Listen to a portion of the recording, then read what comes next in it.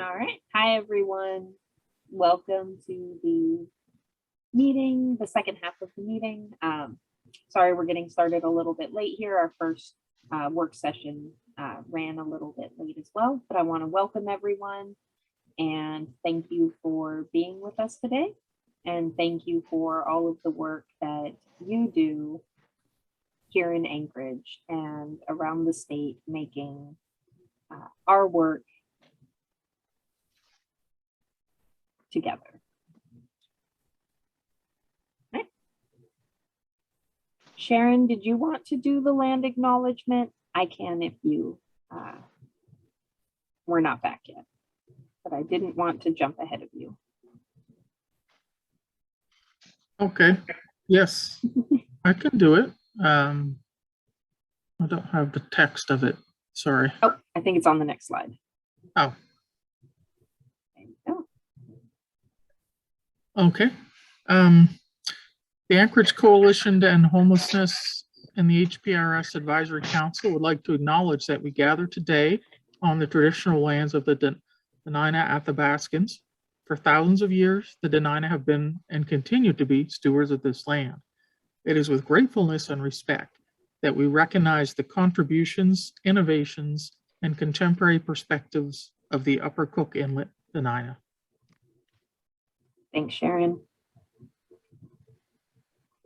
We didn't have a scheduled mission moment for today, so I wanted to open it up to anyone who wanted to share a mission moment.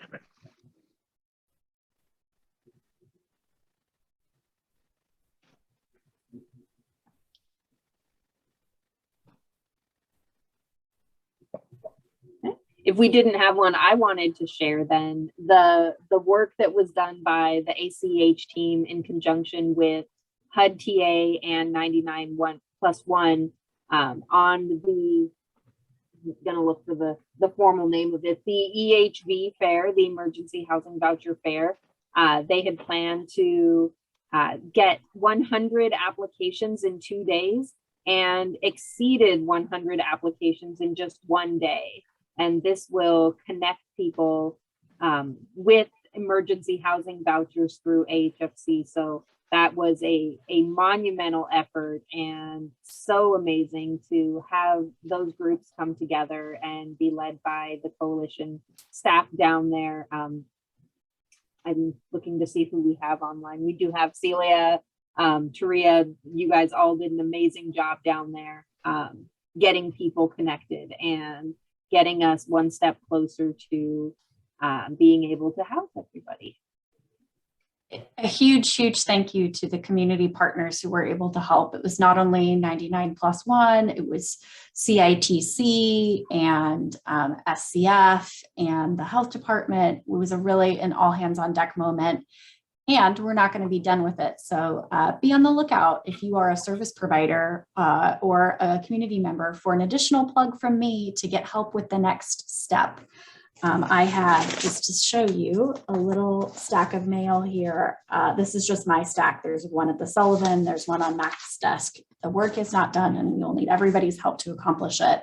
And a huge thank you to the community for coming together on short notice to help us with the EHV fair. Great, thank you. All right, moving on, I want to share some of the updates from our committees and the committee work that had been happening over the last month. Our data committee shared that they had some great conversations with a guest who is working on a data integration project and being able to partner with the Department of Corrections on being able to do some of that data integration between AKHMIS and the DOC. And then also shared some updates and information about an anticipated move from Service Point to Apricot for our AKHMIS platform there. The Coordinated Entry Committee presented and we approved a temporary prioritization policy, which takes into account some risk factors for COVID-19 on that prioritization that is being done for coordinated entry. The Community Prioritization Committee is meeting in May to regroup and look at what the next steps are with the gap analysis and anchored homework. So we look forward to hearing more from them in the next few months. And then the Compliance Committee presented and shared updates to the written standards, and then also a update to the language around how the advisory council does their recruitment for new counselors and the process for that election.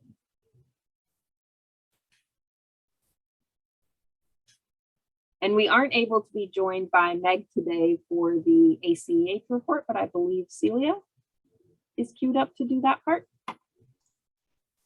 I'm a very poor substitute today. And I've been so in the weeds that I'm not sure I'm going to do a great job. So thank you to the community for your continued grace as I swim my way through all of this. The biggest part for me personally as the Programs and Services Director is the continued support we're getting from our HUD technical assistants. The EHV fair was successful because of all the support and technical assistance we were able to get from HUD. And that will continue to be an ongoing resource available to us and to the advisory council as we move forward on that part. The facilitation updates, I believe that the latest information from the facilitation was part of a packet that went out or was attached to this meeting. Emily, let me know if I'm wrong about that, and I will find it and share it with the group. Rather than tell you the wrong information, I'd rather just give you the correct facilitated update and make sure you're able to read it. And on the ACH operations side, the biggest part is that we are continued to be fully staffed, which is amazing because it means that we're able to actually serve our community better.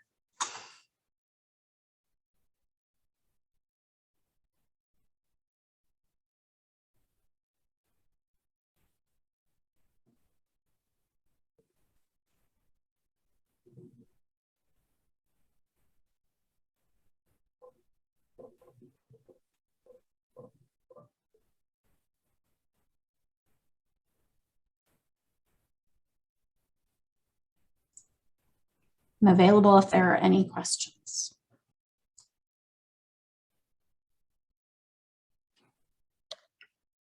Celia, this is Grace Gallagher. I just wanted to clarify the conversation in the chat about the apricot statement. Would you be the one to do that?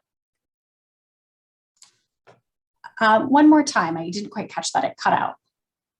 Sure. I just wanted to clarify some of the comments happening in chat about the AKHMIS software provider. Yes, I'm going to be working with our advisory council team because I think we got a little wound around the axle. What I know to be true is that the AKHMIS advisory council put forward their software recommendations. And to put it in a tweet-sized bite, their recommendation was that they wanted more input from the COCs.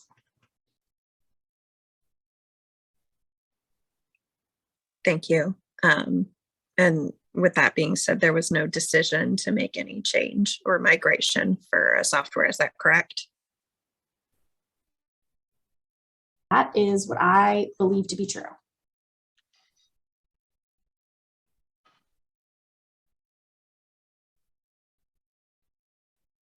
Yes, Roger, with the data committee, I think we're in the very early stages of looking at pros and cons of whether we switch platforms or not. There is no decision made or pending that I'm aware of.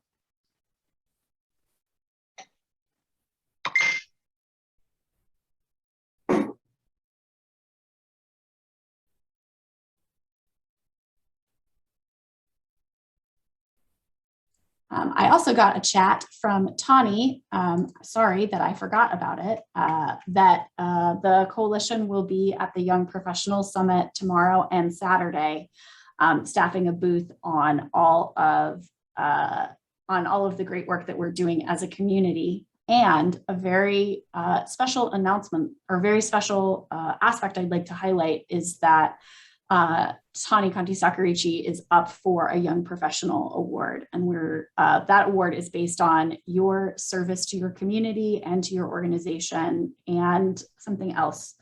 There are 3 aspects to it. So I want to highlight that because it's a truly amazing experience that we have. And congratulations to Tani on your nomination. Thank you. That's very nice. Yes, that was a part of it. And I did poke her because while that is exciting, the booth is also very exciting. So I appreciate the shout out, but I do want to highlight that this is the first time that ACH will be doing a booth at a major event specifically to do advocacy and education. We have new branded pop-up flyers. We have tablecloths and pamphlets, and we have a big, beautiful banner that eventually will hang in our office when we're not using it. And we're really using it as an opportunity to reach out to the young professional age group, which is anywhere from, I think, 20 to 40, although sometimes we have older folks, and also reaching out to ask for folks to be involved in the landlord partnership and the request that we need housing and units to house people. So this is kind of the next phase of our push. And while this is the first one we're doing, we certainly plan on doing more throughout the year as we, continue to bring the community along with this really mission critical work that we're all doing.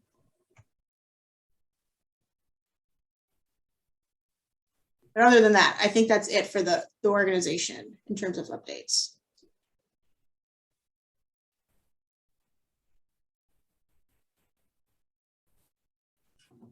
All right, thank you so much. Anyone have any other questions for Tani or Celia?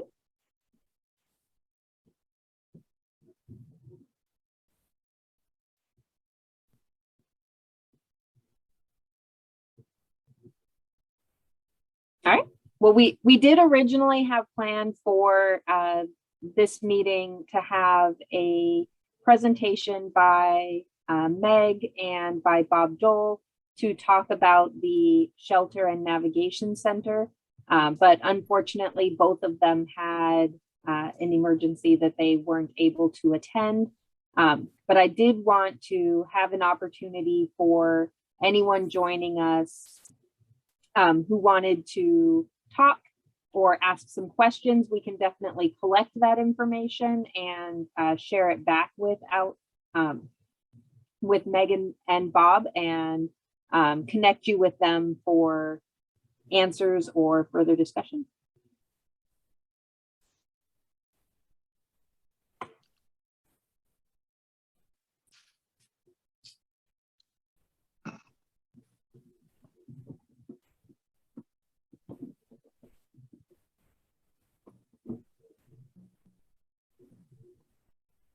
All right. Well, I did just want to share with everyone, if you did want to get some more information out on the municipality website under the Assembly Committee for the Housing and Homelessness Committee, they have all of the documents that are the updates from the facilitated process work group sessions, as well as all of the documents that have been presented at the 2 listening sessions that were hosted by the administration and Dowell.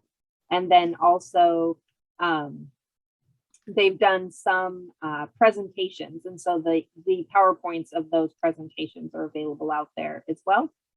Oh, thank you for only linking them in the chat. And then I would just share with everyone that there is an assembly meeting scheduled for today at 5 o'clock. Where the assembly will be taking public testimony on the 2 actions related to the Navigation Center and Shelter, one of which is one is a funding action item, and then one is a resolution that has some guidelines for best practices for the navigation center and shelter. So if this would be a good time, I just had a member comment. Yes. Thank you. So I just want to say how pleased I was for the items that got reinstated to the reconfirmed back into the budget at the Tuesday meeting, and what a big deal it is for the mobile intervention team to step into 24-hour funding and start the 1115 waiver process, which goes back to the state. And I was also very heartened this morning to watch the House Finance Committee and their discussion on HB 172, which is the crisis now model, is my understanding, and bringing that to fruition, and that bill looks to be moving, looks to be getting some good amendments to it, some stuff that makes sense. And just overall how there's so many pieces that just seem to be coming together right now for the community I've long advocated for it. I just thank everybody for being out there and being a voice and getting us to this point. Well, thank you. Thanks, Roger. I did have in the chat, Elise asked the question about the landlord program, and I wasn't sure if that was something that Celia or Sharia might know any more information about to be able to ask that question.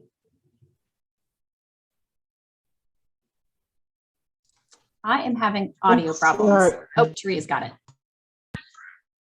What is the question? I'm sorry, I didn't hear it. Oh, sorry. She's just saying, curious how a landlord like myself can get involved in the landlord program. Oh, wonderful. That is a great thing. So if you're looking to get a part of the, unless Nancy from United Way is on, and then I won't speak to their program, or I can speak to it. So we're working with the Landlord Housing Partnership, ran by United Way. And what you'll do is if you want to be a part of that program, you would either email landlordhousingpartnership@gmail.com, and I can put that in the chat. You can also talk, and I can put my number in the chat as a part of, I feel like, that team. And they have hired someone full-time named, I think her name is Jessica, don't get me wrong, but she is a wonderful person that they've hired full-time over there to really talk to landlords about those incentives. They've increased the incentives just to really help with the mass care exit. So now if you're leasing someone up, you can get $1,000 just for lease up, unless they are someone that has a lot of barriers like a sex offender or drug offense, that is still $1,500. And then at 3 months, it's the $500 incentive for keeping someone housed. And then of course, $2,500 for risk mitigation. So really awesome program. Glad that you're interested in it. And I will put that in the chat. Thank you very much. I appreciate it.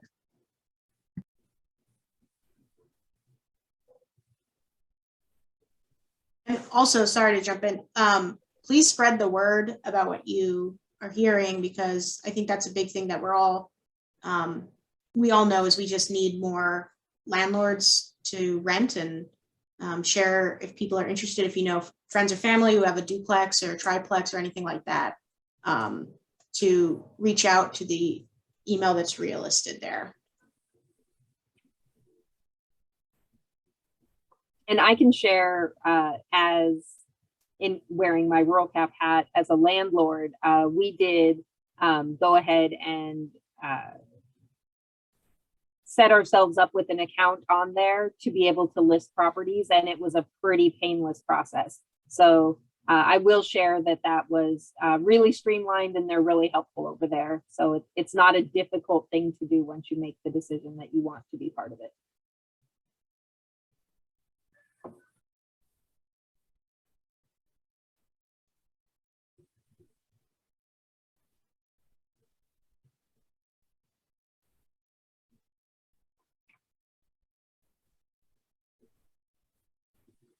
All right, opening the floor to any other questions or any other member comments that anyone has or would like to share.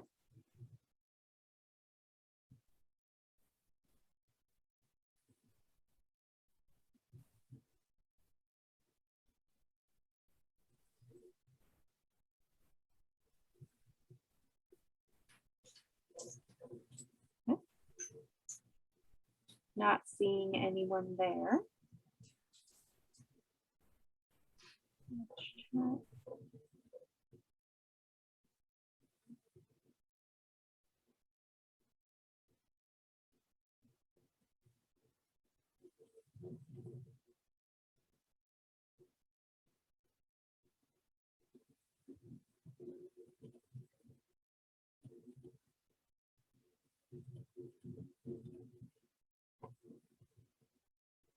right. Anyone with any good news or community events that you'd like to share? This is Julia. I just want to invite you all to tune in to Hometown Alaska next Monday at 10 a.m. One of the former members of the Youth Task Force and a person with lived experience who's worked with both Covenant House and Choosing Our Roots is going to be interviewed, as well as hopefully a couple of young people from Juneau. So that should be pretty exciting. And it's focused on youth housing and homelessness in Alaska, 10 a.m. Monday on Hometown Alaska.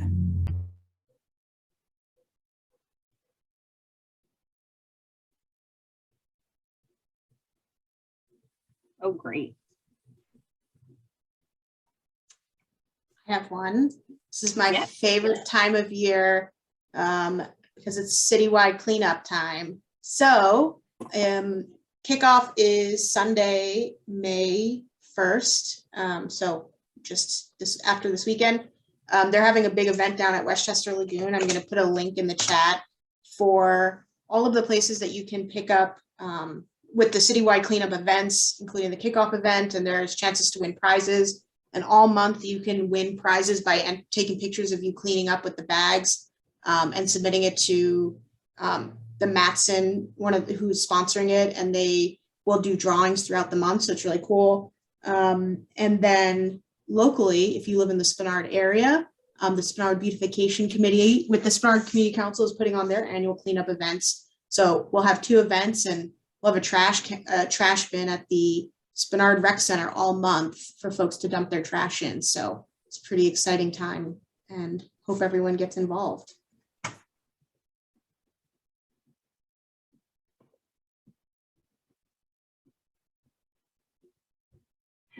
Tawny, I remember when there would always be the blue jean luncheon around that, and there would be the trash bag fashion show, and that was so much fun to see what people would do with the trash bags. Yes, they don't do that anymore, but they do clean up for a month now. So there's the trade-off. Mm-hmm. I also just dropped into the chat the grand opening invitation for Food Bank of Alaska's new facility. We have been here since end of August, but of course we've not been able to host everyone. So if you would like to join us, it will take place from 3 until 7 p.m.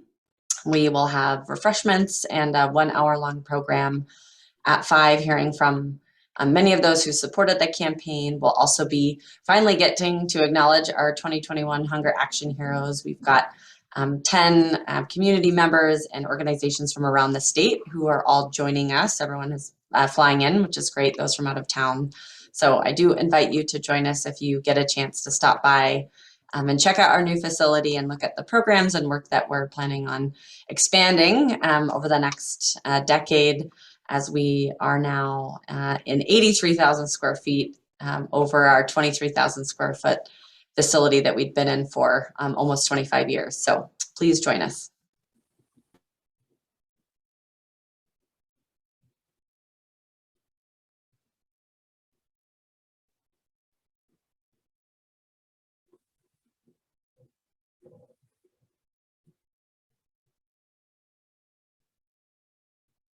And I see that Tria in the chat has the health clinic open house birthday party for Identity Alaska as well as a community event to share.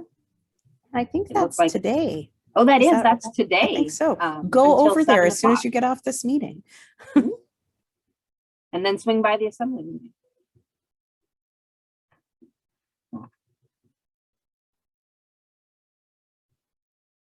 All right, going on to any upcoming advocacy opportunities. I know we have a slide that has some of them listed as well.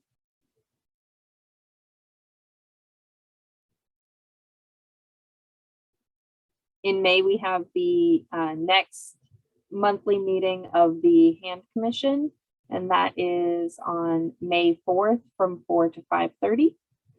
There's a regular assembly meeting on May 10th, and that's down at the Lusac Library.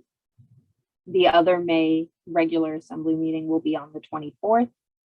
The Assembly Committee on Housing and Homelessness traditionally meets on the third Wednesday. It's not noticed yet, but it's traditionally on the third Wednesday of the month.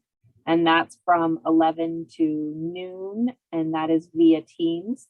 So you participate virtually. And then our next monthly meeting is May 26th. And that is also via Zoom from 4 to 5 p.m.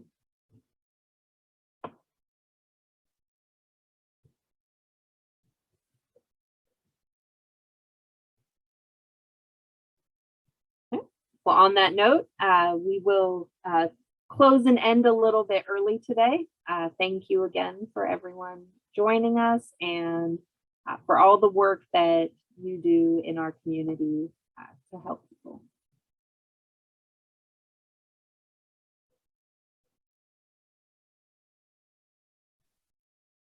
Hey everyone, happy Thursday. Happy Thursday. Enjoy that sun. Bye, everyone.